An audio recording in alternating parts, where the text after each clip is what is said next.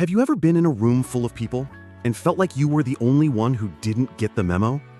You're standing there, trying to look busy, maybe scrolling on your phone, while everyone else seems to be effortlessly laughing, connecting, and building relationships. You have this feeling in your gut, a knot of anxiety that whispers, just don't say the wrong thing, don't mess this up. Or maybe it's in a more personal moment. You're on a date or catching up with an old friend, and you can't stop worrying about what they think of you. You're so busy trying to seem interesting that you forget to just be yourself. You walk away feeling exhausted, defeated, and like you somehow failed at being a human being. What if I told you that all of those feelings, that anxiety, that knot in your stomach, is actually one of the most brilliant evolutionary designs your brain has ever created? What if your social anxiety isn't a flaw? What if it's a superpower? This isn't just about learning how to make small talk. This is about learning to understand your own mind, to stop fighting your social instincts, and to finally feel comfortable in your own skin in any social situation. Phase 1, the reset, understanding your superpower. For years, I believed social anxiety was my enemy. Every time I felt that flutter in my stomach before a social event, I'd get frustrated. I'd think, why am I so broken? Why can't I just be confident? But I was looking at it all wrong. Social anxiety isn't a flaw, it's an ancient warning system. For our ancestors, being accepted by the tribe was a matter of life and death. Rejection meant being cast out, left to fend for yourself against the wilderness. Your brain evolved over millions of years to make social interaction matter. That flutter in your stomach isn't a sign of weakness. It's a sign that your brain is saying, hey, this is important, pay attention, don't mess this up. Once you stop fighting this instinct and start understanding it, it loses its power over you. Your brain is trying to protect you. It's an overzealous guardian. Our goal isn't to get rid of the guardian, but to train it to work for us, not against us. This is your first step. Don't fight the feeling. Acknowledge it. Thank it for trying to keep you safe. And then we learn how to use it. Phase 2, the upgrade, your social gym. You wouldn't expect to deadlift 400 pounds the first time you walk into a gym, right?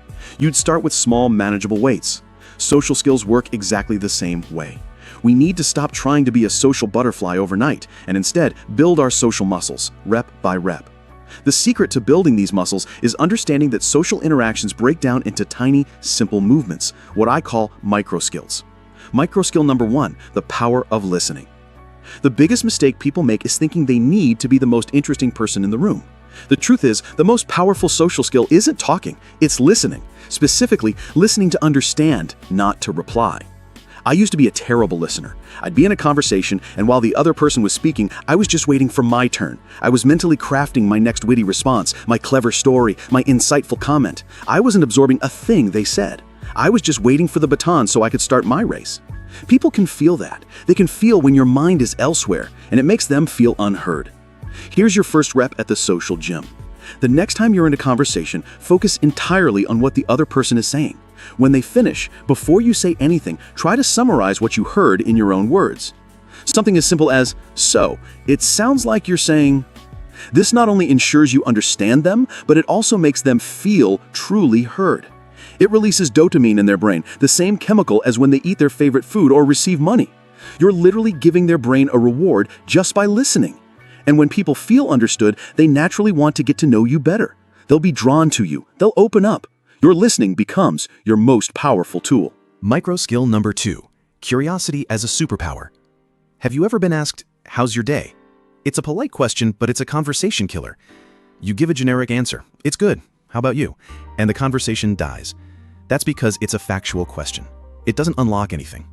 The truly socially skilled person isn't a great talker, they're a great explorer. They're genuinely curious about the other person. They see every person as a book with 1,000 pages, and they want to read beyond the cover. Here's how you turn curiosity into your superpower. Instead of asking factual questions, ask discovery questions.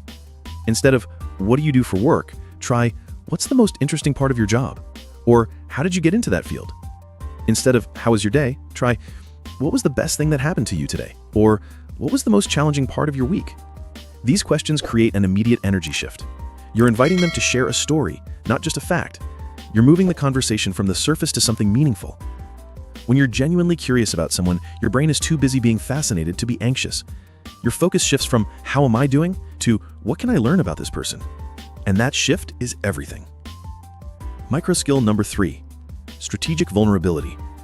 People often mistake social skills for being perfect.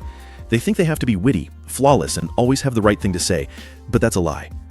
The fastest way to build a connection isn't to show how strong you are, it's to show you're human. In my early days, I was afraid of making mistakes. I would be so careful, so guarded. But being guarded doesn't build trust, it creates a wall. Vulnerability is your secret weapon, but it's not about spilling your guts to a stranger. It's about strategic, progressive vulnerability. Think of it like a dance. Your partner takes a small step towards you, and you take a small step back. It feels uncomfortable. But when they take a small step towards you and you take a small step towards them, you create a connection. Here's how to do it. Start with a small, safe disclosure. For example, in a conversation, you could say, "I'm still figuring this out," or "I was really nervous about this presentation."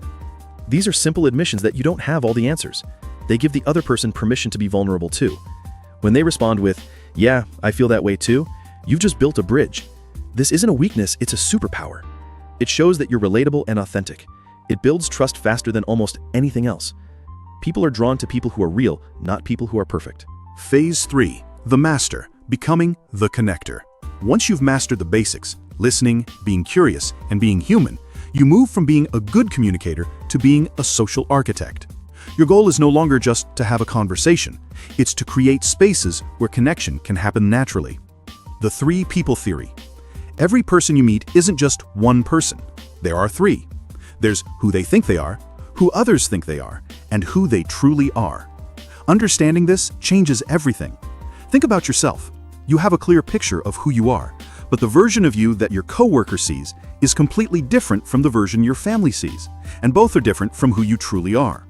When someone says something that hurts or offends you, remember you're probably just seeing one of their 3 versions, and they might be having a difficult day you know nothing about. This perspective alone will make you more empathetic, less judgmental, and less likely to take things personally. It's like a superpower for your social intelligence. Context banking. The most impressive people aren't the ones who remember your name. They're the ones who remember the details that matter. This is context banking. It's your secret weapon for building lasting connections. When you're in a conversation, don't just listen for what they're saying, listen for what's important to them. If they mention an upcoming presentation at work, a sick family member, or a trip they're planning, make a mental note. When you follow up with them later, you're not just saying, "Hi," you're saying, "I heard you, I remembered you, you matter to me." A simple email or text a few days later saying, "Hey, just wanted to see how that presentation went," can build more trust and rapport than a year of small talk. It's a signal that you're not just a passive participant in a conversation, you're actively building a connection. Social momentum. Think of social skills like a car engine.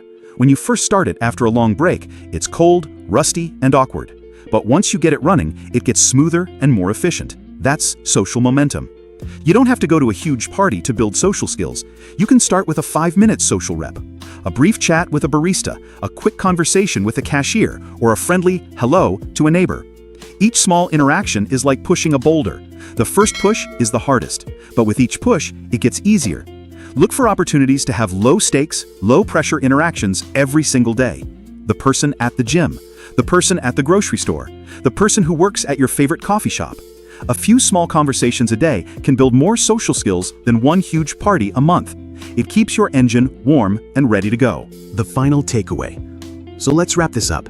Your social anxiety isn't a flaw, it's a powerful tool. Your brain is working perfectly. Our goal is to train it. It starts with the reset. Understanding that feeling in your gut is a sign that something matters.